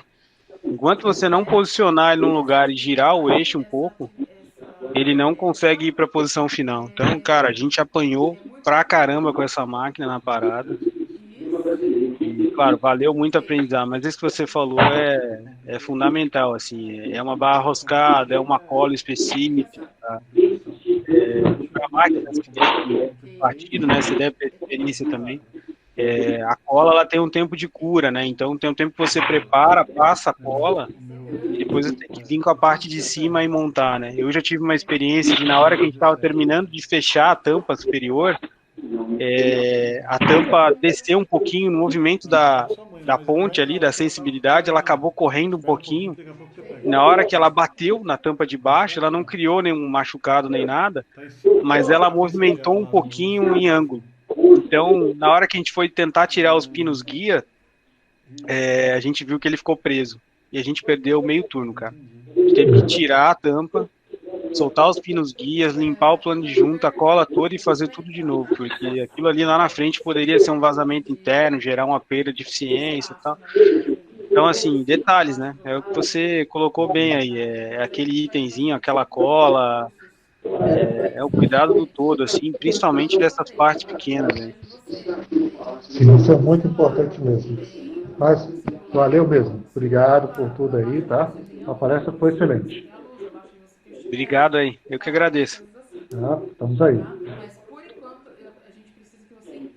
Sim. Eu estou vendo algumas perguntas aqui no chat. eu vi uma do Claudinei aqui, sobre o estoque de... Na verdade, eu vi uma para cima, deixa eu falar rapidamente aqui. Tinha alguém falando do turning gear aqui, da importância do giro lento, né? Sim, Sim, sim, muito importante. Seu sim. sistema é um dos sistemas auxiliares ali. Eu não entrei muito no detalhe, mas o turning gear é um dos sistemas auxiliares que tem que tomar muito cuidado. Ele tem que ser revisado na parada. Muitos turning gears, eles ainda não são automatizados ou semi-automatizados, então ter o cuidado para na hora que você está aquecendo, a turbina já atingiu temperaturas altas de vapor ali, e você evitar que esse eixo tenda a fletir, né? Ficar aquecido em uma posição só e fletir. Então, esse cuidado com o turning gear, eu diria que ele tem dois momentos. Um é garantir que ele está íntegro lá para poder funcionar, e o outro é ter o cuidado de ir lá ver se ele está funcionando mesmo. Porque às vezes ele engana. Tem muito turning Flávio, gear que você acha que ele está funcionando e depois ele não está, né? Flávio, Gilmar, nós temos que garantir também no planejamento e na intervenção a revisão desses turning gears, né? Para garantir que ele complete uma campanha de 6 a 9 anos. Então nós trocamos todos os rolamentos, trocamos todos os retentores, algumas engrenagens que estão com desgaste. Então a gente troca os componentes de desgaste todos para garantir mais uma campanha, né? A gente não sabe o quanto ele vai ser solicitado durante a campanha. Perfeito, Gilmar. Ele cai exatamente nisso aí. É um item que você não usa muito ao longo da campanha, né? Porque ele só vai trabalhar quando você estiver aquecendo a máquina ou resfriando por algum evento de planta. Então não é para ele ser usado muito assim na campanha. São muito confiáveis, né? Via de regra você não tem muito problema de acionamento, né? Dependendo do tipo, né? Às vezes um periférico do turning gear tem um histórico ou uma frequência de falha um pouco maior, às vezes solenoide, algum elemento mais sensível, mas via de regra o turning gear, o sistema de engrenamento que você usa, ele é muito confiável, né? É uma engrenagem que está trabalhando com óleo, tudo. Então, via de regra, você não tem muito problema, mas é um item crítico para a parada, com certeza. E às vezes é outra coisa que é complicada, né, Igor? É você ter dado informação dele, detalhe dele, para poder até planejar ele bem, né? Porque se ele não é um cara que você tem muito problema, às vezes no book dos mais novos, assim, das máquinas de 2002 por aí para cá, elas já vêm muito mais completas, muito mais detalhadas, né? Os manuais, inclusive, já são interativos eletrônicos, mas você pegar uma máquina de 80 e poucos, que muitos sites nossos têm, são máquinas muito boas, muito robustas, confiáveis, ele eventualmente não tem muitos detalhes dessas partes, turning guias, algumas coisas ali, você acaba tendo que ir atrás do fabricante muito, ou aprendendo com outras plantas, com outras paradas, vai criando-se um histórico, né? Tinha uma galera boa nas manutenções aí que fazia os desenhos, os dispositivos, tá? Então esse histórico acaba te ajudando a não cair numa cilada aí, não ter um problema numa parada. Mas é isso, turning gear é muito importante, sim. Eu tô vendo uma pergunta aqui sobre palheta. Deixa eu só ver o nome da pessoa aqui. Eu fiz uns comentários abaixo, tá, Flávio? Sobre essas palhetas. E você comentou do rotor reserva, né? Eu vi alguém falando aqui também. É o Claudinei. Eu vi alguém perguntando sobre isso, sobre estoque de segurança de palhetas, né? Claudinei, a gente não trabalha com esse tipo de estratégia, tá? Aí eu falo para você, Braskem de modo geral, mesmo para turbina a gás, o que acontece? Nós temos uma turbina a gás na Bahia que é similar à do Sul. Então, mesmo turbina a gás tem um eixo reserva. Por quê? Porque é muito melhor a estratégia você ter um rotor inteiro, né? Só um eixo, né? O rotor inteiro reserva e durante as majors aí, as manutenções gerais, você trocar do que ter a palheta, só o jogo de palheta, né? Então as palhetas é um pouco complicado você ter, né? Porque assim, é mais fácil na parada, se você tiver algum problema pontual, você trocar algumas palhetas. E aí você entra na parada já meio sabendo que tem que fazer isso ou que você tem que trocar. E também ter sempre uma estratégia, aí mais turbina a gás, né? Para poder fazer algum reparo pontual nessas palhetas, né? Via de regra não é para você ter um problema muito grande com a palheta, né? Não sei que você tenha alguma sinalização mais específica aí na tua máquina, um tempo, um ciclo de vida, né? Turbina a gás tem que tomar muito cuidado com parada e partida, porque estressa muito a máquina, mesmo sendo heavy duty, né? Eu comentei lá das aeroderivativas, mas vale para máquina terrestre, vamos dizer assim também. E esses ciclos de parada e partida estressam muito o ativo, né? Você passa ele pelas zonas críticas, condições críticas, que ele não opera, não fica muito, né, nessa região em operação. Então, a minha sugestão é que você tente ter o rotor reserva. É bem melhor a estratégia do que ter a palheta. Às vezes é mais difícil de justificar no começo, mas a palheta eu acho que é mais trabalhoso até para fazer na campanha, né? Nós temos um rotor do gerador, nós, na verdade tem um gerador a vapor que não tem rotor reserva, então toda a parada geral dele a gente tem que mandar isso para reparar no meio da parada. Então é assim, é dor de cabeça, cara. É uma máquina que você está movimentando, um rotor que você está pondo num caminhão, levando para o fabricante para checar e tudo e voltar. Então, assim, só o translado e a dor de cabeça já pagaria. Claro que tem que mostrar em custo, né? Mas, via de regra, eu te diria isso. Realmente ter as palhetas em estoque não é algo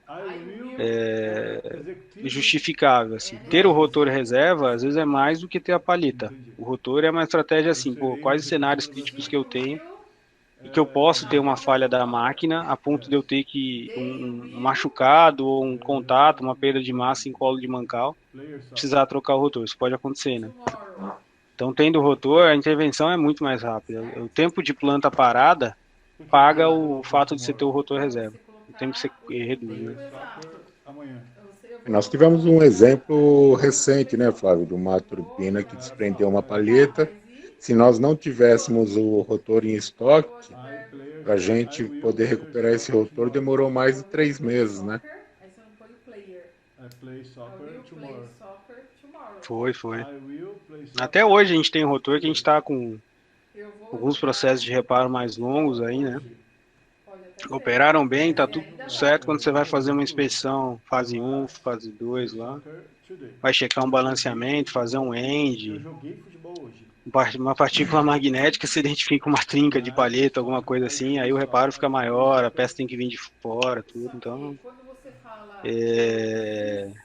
ter o rotor com certeza é melhor. Eu não, aproveitando, eu vi uma pergunta aqui, agora não estou achando mais.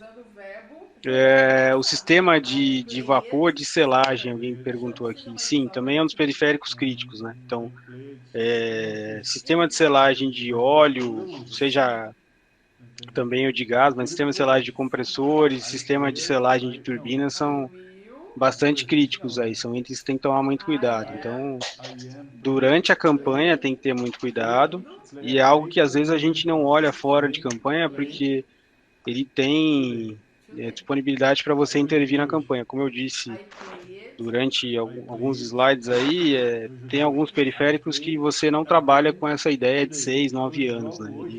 Ele tem naturalmente uma expectativa de vida e uma realidade, vamos dizer assim, de tempo entre falhas menor, e aí você tem uma estratégia de redundância para a tua disponibilidade e confiabilidade ficar mais alta, né?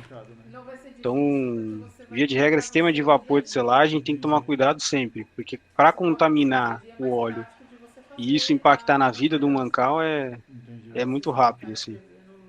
E dá uma correria, uma canseira grande na equipe na campanha, porque rapidamente isso vira foco e dá trabalho depois tirar o óleo, a água do óleo, né? O óleo e a água são muito miscíveis, né?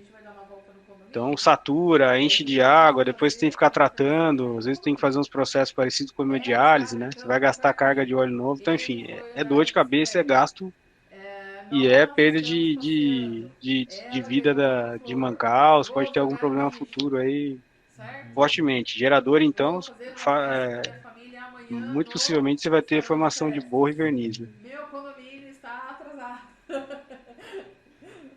Certo? Tá, esse aqui fica com você. E você pode ir treinando, tá? Não, sim, claro. Pode ir treinando. Amanhã é mais fácil que amanhã é tudo de home office. Ah, que legal. Ixi, mas você vai pra São Paulo todo dia? Eu vou pra São Bom, eu não tô vendo mais nenhuma dúvida aqui no chat. Ou o pessoal entendeu bastante do que eu falei, ou o pessoal não entendeu muita coisa. Cacildes, hein? Paulo. Puxado. Puxado mesmo. Certo? Então, vamos treinando. Comentário. Hoje mesmo você já evoluiu. Não, bastante, já aprendi bastante coisa. Se aparecer Ó, alguma tem uma coisa no chat. pergunta aqui. É a pergunta do Isaac, que pô, Isaac, desculpa, você tinha feito a pergunta e eu que não vi. Passei batido ali uma hora. Para eu falar um pouco da dificuldade de mudança de equipamento turbinado para motorizado. São algumas, Isaac. Assim, ó. Hoje na Braskem a gente tem um projeto com uma gama um pouquinho grande, né? Eu tenho motores pequenos, estou falando de 2, 3, 10, 15, 20, eu diria que até 100 HP, vamos dizer, uma máquina relativamente pequena, 25 HP aí, seria uma máquina pequena, tá, para a dimensão que eu estou pensando aqui. E depois a gente tem motores maiores, as grandes máquinas aí, 2 mega, 19 mega, 15 mega, e que aí misturam várias estratégias vários tipos de motor, né? Que tem aparecido no mercado. Então, alguns motores high speed, motor convencional. Então, assim, uma maneira de tentar te resumir o que você pode ter dificuldade, né? Os itens principais, sistema de lubrificação, que estratégia que você vai adotar, né, durante a tua engenharia. Você vai fazer um motor com lubrificação forçada ou lubrificação à graxa? Se ele for a graxa, vou te dizer que você pode esperar ter um tempo de vida menor se comparado ao compressor que você está puxando, né? Se ele é lubrificado a óleo já, os mancais têm tendência de vida infinita. Se você colocou um mancal rígido, você vai naturalmente encurtar o tempo de expectativa desse mancal aí. Então, primeiro assim, essa definição. Por quê? Uma vez que você decidir colocar mancal lubrificado, você começa a ter que olhar o teu sistema de óleo, né? Vou ter que mexer no sistema de óleo. Normalmente o motor, via de regra, o motor ele consome menos óleo, né? Ele não tem um mancal de score. Então você vai ter que fazer algumas modificações do teu sistema de óleo para que ele tenha um volume de óleo menor. Se você for usar um multiplicador, como é no nosso caso, tem que tomar cuidado para ver se o tempo de residência lá está atendendo o API. Então eu te diria que os sistemas periféricos, lubrificação, trip, detravamento, eles são uma página importante da tua estratégia. Outra coisa é como que você vai fazer isso fisicamente, né? No nosso caso aqui, a nossa modificação, toda a base da engenharia, a gente partiu da premissa, na concorrência já, na estratégia de engenharia, de que o skid que viesse, primeiro que o motor tinha que vir esquidado. E esse skid deveria ser suportado nos mesmos chumbadores que existem hoje da turbina. Por que isso? Porque se você deixar livre, ele vai tentar dimensionar o melhor motor para ele, que tenha menor custo de fabricação e que se adeque para você. Não tem nada de errado nisso, mas quando você for montar, no teu intervalo de parada, vai ficar muito estressado e, se não, é impossível você conseguir cortar a chumbadura, realocar a chumbadura, para poder acomodar esse novo motor com a base que ele tiver que vir, enfim. Então aí é uma dica que eu pessoalmente dou, assim, já ter a premissa de que ele tem que se enquadrar ou aproveitar o máximo de chumbadores que você tiver.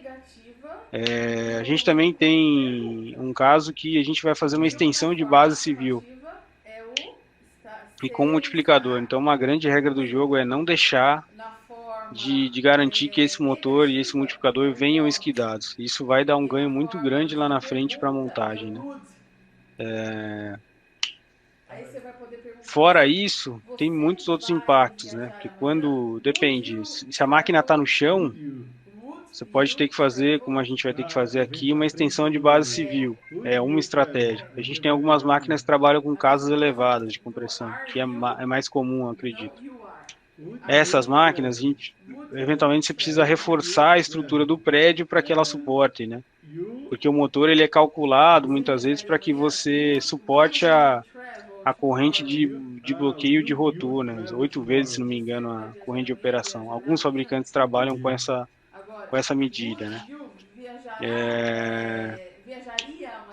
Fora isso, o sistema do motor ele tem uma inteligência à parte, né? Então, assim, quando você estiver trabalhando com o motor, se ele for uma ligação direta digo assim, eu vou ter um motor de 2 MB que vai operar full, vou ligar o motor e vou esquecer ele lá, eventualmente tem um soft start, é claro, para passar as frequências críticas, aí a rotação crítica, é uma estratégia. Agora, no nosso caso, por exemplo, isso refletiria em uma perda de energia muito grande. Então, os nossos motores terão inversor de frequência. Então, o inversor de frequência, ele traz mais uma gama de coisa, né? Ele em si é um equipamento, né? Nosso vai ser refrigerado a água, ele tem os próprios alarmes, os cheques de variáveis de trip, né? Tudo isso é muito importante, né? E aí um outro ponto que eu acho que é muito forte da mecânica, que não pode abrir mão, é que os testes de aceitação de fábrica ou as etapas tanto de engenharia quanto de fábrica, voltadas para as condições que o motor tem que atender, de projeto de vibração e de teste de vibração, eu acho que a mecânica que tem que sempre pontuar. É mais da vivência da mecânica dizer isso, né? Quais os níveis de vibração que ele tem que atender, colocar lá e referenciar as APIs de vibração lateral, de análise torsional, né? Isso faz diferença. Na fase de projeto que a gente está, a gente já minimizou uma série de problemas, porque a gente decidiu seguir com um fabricante que tinha mais domínio dessa parte e do conjunto rotativo que a gente precisa acoplar, né? Então, do trem de máquina, né? No final você quer uma performance do compressor ou da tua bomba que está ali convertendo para... quando você converter a turbina para motor. Então, eu te diria que essas análises torsionais, esses cuidados, né? As dicas, toda a documentação que eles vão ter que te compartilhar de alinhamento, de testes necessários, e os testes de aceitação de fábrica são muito importantes aí. São os gates que você tem para dar confiança e tentar garantir a qualidade, porque na hora que partir lá, o rotativo ele não tem muita oportunidade de falhar, né? Assim, você não tem, fora esses momentos de checklist, claro, testes são importantes, o momento que você entregou e acoplou, ele não tem mais a chance de falhar, né? Se ele falhar, você está perdendo tempo, está perdendo dinheiro já. Já é um teste que ele tem que render e performar, e às vezes você não consegue testá-lo muito numa condição que seria mais confortável ainda, né? Rodar ele lá no fabricante, na mesma condição de pressão, temperatura e tudo, para poder ter essa certeza, né? E fora isso, uma integração muito forte tem que ter, né? Automação, o motor é um sistema muito automatizado, então precisa ter muito cuidado na capacitação das pessoas que vão receber esse motor, porque é parte da qualidade do projeto, né? A gente tem vivido muito isso, assim, tem que dedicar tempo para formar as pessoas e transmitir o conhecimento para elas, porque elas são parte da solução. Então, você pode ter o melhor motor, o melhor inversor de frequência, a melhor instalação elétrica, a melhor condição de tudo, mas na hora que você interligar esse sistema, né, ele precisa responder a contento, né? E parte disso está na pessoa que está lá no painel, no cara que está fazendo o comissionamento. Então, faz muita diferença na medida de que você for avançando, você sempre trazer a operação para o jogo, trazer processo para o jogo, compartilhar as dificuldades e eles construírem juntos, né? Então é mais ou menos isso que eu te diria, assim. Isso é o bem pincelado desses anos que eu estou aí, os últimos 2, 3 anos de motorização que a gente está trabalhando para concluir entre esse ano e o próximo ano aí. Ô Flávio, você tocou num assunto que eu gostei muito, que foi a análise de vibração. Eu agora, quando eu estava lá na República Dominicana, e eu já tinha essa ideia de outras plantas, eu montei. Lá eu ensinei o pessoal a fazer análise de vibração, né? E como eram muitas máquinas e o pessoal estava bem inteirado, o que eu fiz? Eu interliguei o pessoal da operação com o meu pessoal de comissionamento, que às vezes no painel dava um tipo, um valor de vibração e local dava outro, né? E próximo ao vento nevada, dependendo do instrumento que estava pegando lá do painel, né, da instrumentação, eles precisavam fazer adequações, né? E aí que via que o meu equipamento que eu estava em mãos ali no local, né, estava dando o real. Né? E aí a gente foi trocando muitas ideias, e aí até eu saí de lá e o pessoal continuou com o pessoal de análise de vibração, que eu montei lá, e foram tocando até hoje. E nós temos aqui no grupo também um amigo, o Leandro da LK. Ele é uma empresa também de análise de vibração, né? Ele trabalha comigo já também há vários anos. Quando eu estou numa obra, eu chamo ele. Ele também tem muitas informações sobre isso. Se alguém quiser perguntar alguma coisa a ele está aí também para tirar respostas, tá? Para tirar as dúvidas. Acho que você lembrou de um ponto importante aí, né? Que eu sempre recomendaria estar cercado de gente que é bom de vibração, porque ajuda, viu? Ajuda na hora de fazer um diagnóstico, de tomar uma decisão ali. É sempre bom ter gente que conhece análise de vibração, que tem um domínio bacana, para ajudar a compartilhar. É difícil tomar a decisão sozinho, né? Mas quando tem mais gente que tem domínio, dá robustez para a decisão. Então, geralmente a gente, no caso eu como supervisor, né, às vezes são tantas máquinas que você não pode pegar a análise ali só quando está muito crítico mesmo o negócio. Você tem que sentar e parar e pensar, falar assim, esquecer do resto, né, porque a cobrança é muito grande das outras máquinas. Né? Você tem uma pessoa para falar para você, olha, Sandro, está ok, a análise de vibração está coerente, pode tocar a máquina, tá? Show. Mas quando aí o negócio não tá aquele probleminha, aquele ruídozinho, aí você tem que dar uma atenção especial. Mas se você tem uma equipe que já pode fazer esse feedback para você, né, para você não ter que perder aquele tempo lá no equipamento, lá, é bom demais, cara. Deus me livre. É meio caminho andado, né? O quê? É muito. É muito. Você tocar uma planta com 200, 300 equipamentos começando a rodar pela primeira vez, cara, não é brinquedo, não. E o gerente geralmente fala assim, ó, vai dar partida, ó, eu quero você ali do lado ali. Mas aí às vezes tem que a partida de uma máquina. Geralmente essa máquina, você dá partida nela e simultaneamente mais 4, 5 máquinas, né? E locais diferentes, unidades diferentes, para dar andamento no processo. E você ter uma pessoa para fazer isso, para você é bom demais. Ô Flávio. Oi. Muito boa sua palestra aí, tá? Parabéns aí, acho que foi bem objetiva, a forma, né, a clareza com qual foi explanada. Um ponto que eu achei muito interessante aí já partindo para planejamento, a gente se aprofundou muito na parte técnica aí, mas no caminho crítico você citou aí, o pessoal gasta aí 30 dias para manutenir uma turbina, né? Desde a fase de iniciação, planejamento, execução, monitoramento e controle, até o encerramento. Dentro desse caminho crítico que você citou aí, em relação ao prazo, né, se a execução montar essa turbina errada aí, vocês praticamente voltam para o marco zero do projeto, né? Tem que voltar tudo novamente. E praticamente perde esse tempo aí, toda a parada.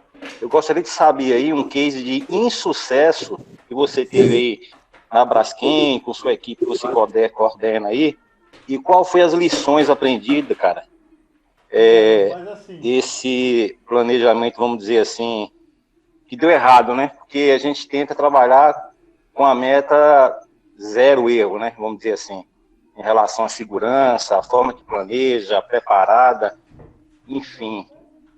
Gostaria que você comentasse aí um caso de insucesso aí e as lições aprendidas. Oi. Cortou um pouquinho teu áudio, mas qualquer coisa você me corrige aí. Você pediu para eu comentar algum caso de insucesso aí numa uma turbina ou algum equipamento aí, né? Perfeito. E Olha, qual foi as lições aprendidas? Olha, vou te dizer que graças a Deus com turbina eu nunca tive problema, assim. Posso falar, Flávio? Pode, mano, compartilha aí. De turbina eu não lembro de nenhuma, não. Não vivi, não. Compressor já tive.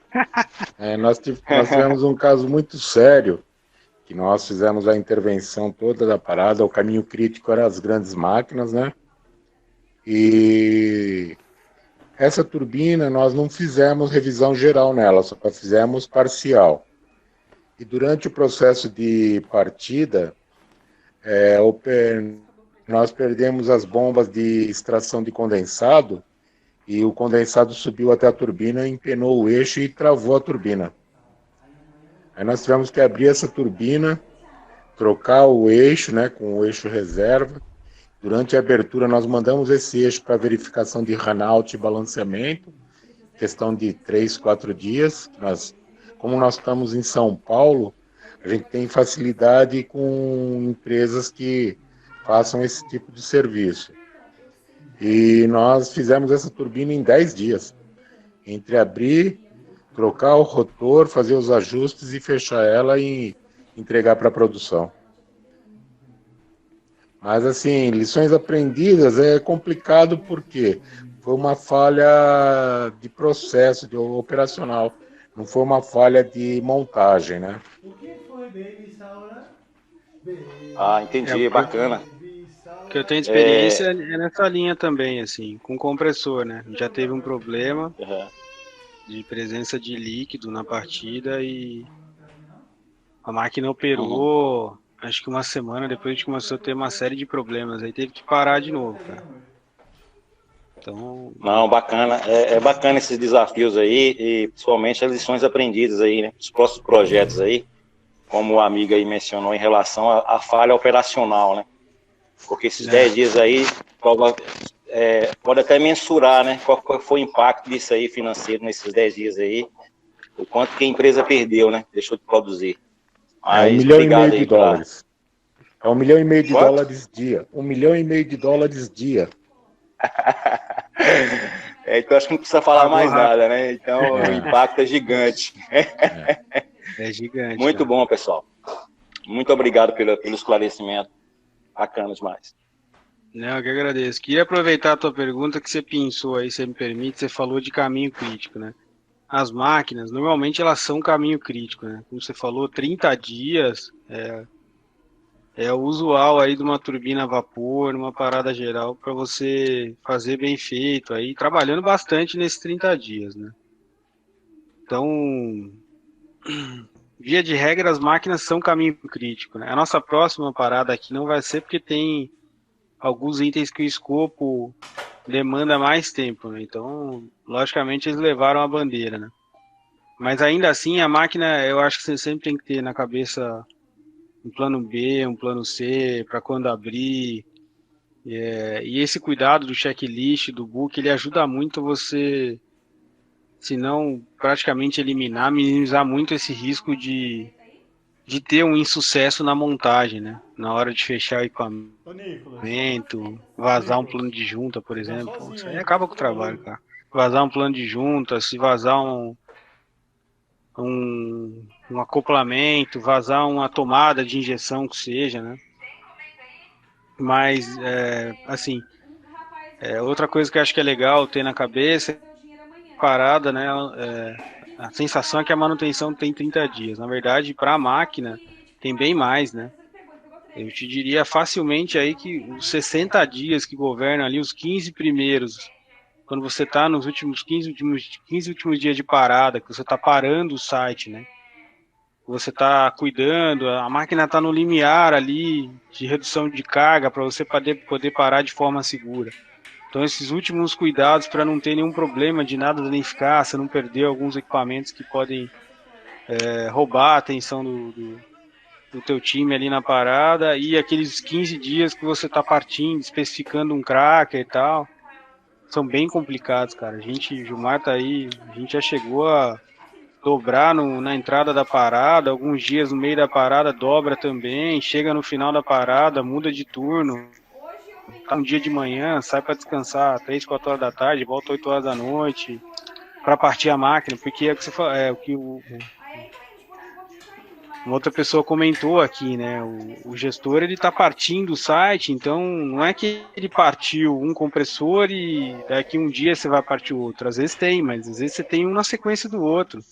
Você partiu um agora, partiu um daqui a 2 horas, e não é a máquina que parte a hora que ela quer. Precisa pôr carga de forno, trazer inventário de estoque, fazer nível de vaso. Aí o cara te fala, ó, daqui a 3 horas tem nível, vou partir. Daqui a 3 horas pode ser 1 hora da manhã, pode ser 2, pode ser 3, pode ser 4. Às vezes você pode passar um turno na madrugada e você teve um problema com uma válvula que não abriu, jogou para outro dia, enfim. Então eu diria que são 60 dias ali mais intensos do que o próprio planejamento já, né? Mas no final dá tudo certo. Eu imagino, cara. Você falou um ponto importante aí em relação à troca do turno também. Tem a questão da eficiência da equipe também, né? Às vezes o turno administrativo rende mais do que o turno à noite. Às vezes não consegue ter a mesma pegada do turno anterior. Então, acho que com uma série de variáveis aí que tem que ser. A gente tem que ter o perfil analítico aí para analisar todas essas variáveis, né, Flávio? Com certeza. E uma outra dica que eu te diria assim às vezes eu já trabalhei de dia, já trabalhei no time da noite. Eu acho que o time do dia tem mais clareza para decidir, para definir, né? Aquilo que está pingando, tem uma incerteza de engenharia, via de regra o dia tem mais punch, assim, mais gente, mais robustez para estar mais descansado, né? Mesmo normalmente trabalhar à noite é desgastante, né? À noite a sensação é que rende um pouco mais, está mais definido o caminho que tem que fazer, está mais na mão. Mas diria que eu já salvei uma vez da gente não fazer uma besteira no meio da parada, de usinar errado uma peça, porque a gente mediu uma folga, achou que precisava fazer um ajuste na peça, porque eu segurei no final do turno e aí levei para o time da manhã, falei, acho que a gente não está em condição de decidir. E o time da manhã decidiu, falou, não, essa medida aí nós vamos refazer e tal. No final não precisou usinar. Então, se eu tivesse seguido na toada do time da noite, teria matado a pesca.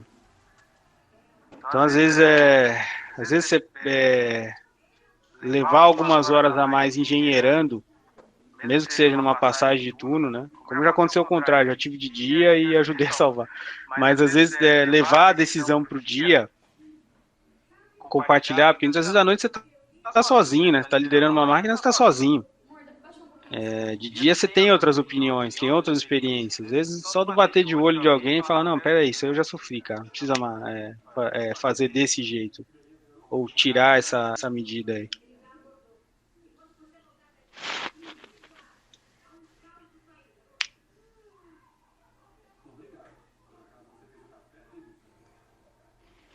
E alguém falou do registro de parada na troca de turno, né? Com certeza, cara.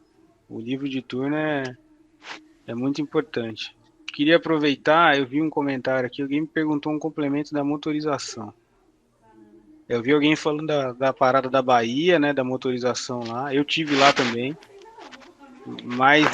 mais para a reta final lá, mas via de regra o que aconteceu lá, né, é um pouco do que eu tentei resumir aqui. Quando você separa os skids, você gera interfaces, né? Lá precisou fazer um reforço de base para poder adequar o multiplicador, e isso, na hora de você fazer, né, as soldagens de reforço e de ajuste de altura de base, né, a soldagem gerou uma distorção de dimensão, e isso entrou-se num escopo de parada que não estava planejado, então precisou fazer alguns ajustes lá para conseguir adequar essas bases, né, e conseguir alinhar os 3 elementos, que lá é um compressor, um multiplicador e um motor. Quase que cada um em uma base diferente, né? Então na hora de conseguir alinhar esses grupos foi mais difícil. Aqui em São Paulo a gente determinou que o multiplicador e o compressor que eles viessem no mesmo skid. Então a gente vai alinhar um com um, né? Vai alinhar o multiplicador e o motor que já vão estar alinhados, a gente vai alinhar esse conjunto com o compressor. Então a gente acredita que isso vai minimizar muito o nosso trabalho. E aí tinha uma outra pergunta aqui ainda sobre motorização. Qual o maior motivo de substituir turbina para motor? E o custo e a segurança, o Claudinei perguntou. Claudinei, no nosso caso, não é só uma motorização. A motorização é parte de um projeto de eficiência energética do site. Então, a gente pegou uma corrente de gás, que ela era subutilizada, né? Ou seja, eu queimava ela no flare, ela tinha um valor agregado muito bom, potencial muito bom de geração de energia, mas eu não utilizava para isso. Então foi feito um projeto no qual eu vou levar essa corrente para as caldeiras. Então vou implantar 2 caldeiras de cogeração, cada uma com 75 toneladas-hora de vapor, e vou acoplar esses sistemas em 2 turbinas a gás, gerando 36 mega para o polo, para a planta, né? E esse ciclo gera energia suficiente para que eu pare 2 caldeiras que eu tenho próprias e eu faça a motorização. Ou seja, toda essa modificação de motorizar quatro turbinas de grande porte, de instalar essa planta de cogeração, que é um consórcio, né? A Braskem fechou isso com o grupo Guascor, né? É o primeiro modelo disso no Brasil, nesse porte. Então, essa motorização, ou esse projeto de cogeração, né? Com conversão das turbinas, ele tem um valor agregado muito grande, né? Então, para você ter uma ideia de dimensão, não saberia nem falar em muito de número, nem poderia, né? Mas a gente está falando de um projeto que se paga em 5 anos, nessas dimensões, né?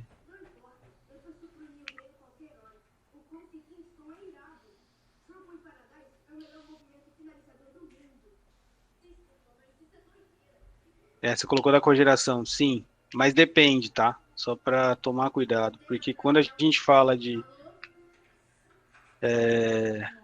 cogeração, tem alguns cuidados aí. Como eu te falei, no nosso caso, a gente tinha uma corrente de gás que é um subproduto já do processo, né? Imagina pegar alguma coisa que você podia queimar e fazer aquilo virar matéria-prima. Eu transformei lixo em ouro, né? Literalmente, assim. Eu queimava no flare e aquilo vai virar corrente de gás para gerar energia. Isso tem ganho muita força dentro da Braskem, né? A gente tem feito várias estratégias assim de correntes de gás subaproveitadas. Pra você ter uma ideia, a gente tem um projeto que entrou em operação há alguns anos, que ele aproveita o gás que ia para a selagem do compressor. Você perdia o gás na separação do óleo, e era que você separava esse gás do óleo de novo, ele era queimado no flare. Então essa corrente de gás que sobrava, a gente reaproveitou e reprocessou. Isso pagou o projeto em 2, 3 anos, cara. Então tá lá o sistema de recuperação de gás selagem funcionando, com matéria-prima lá, propileno e etileno. Bom, é isso, Flávio. Mais uma vez, gostaria de agradecer aí o seu empenho, o trabalho de estar aí até agora nos suportando com relação a seus questionamentos, os comentários, né, de todos. E também o teu tempo desprendido aí, tanto para a elaboração quanto para vir aqui a nos agraciar com essa quantidade de informações. Agradecer também a presença de todos aí, que esteve aqui com essa paciência. Eu sei que não é fácil você ficar ali ouvindo sem questionar e sem comentar ao longo da palestra, mas é uma boa prática para a gente conseguir manter o tempo planejado e também não quebrar a linha de raciocínio do palestrante. Eu acho que funciona legal. Eu que agradeço aí o convite, né? Seu, do Thiago, do time aí. Queria aproveitar para registrar aqui e agradecer. Tem uma galera aí que tá na live aí, tá. O próprio Gilmar, que é um dos meus mentores aí, filhos, tudo. Então, eu agradeço todo mundo que dedicou tempo para poder prestigiar e agregar algo para essas pessoas aí. E dizer que tá aí meu contato, para quem quiser trocar uma figurinha. Falar de máquina é sempre muito bom. A gente sempre aprende. Eu comecei assim, conversando, tendo a humildade de sentar na cadeira de vários caras aí, junto com vários caras que eu tive tempo, oportunidade de conviver, de pedir ajuda, de perguntar, de não ter vergonha de reconhecer que eu não sabia e que eu precisava aprender, né? E isso eu acho que eu vou carregar pro resto da vida, né? Então, agradeço a galera aí, do Brasil todo aí, né? Que vi que tem gente, tem vários sotaques aí. E sei que tem gente de todos os cantos do Brasil. É muito legal poder falar com tanta gente assim. Obrigado mesmo.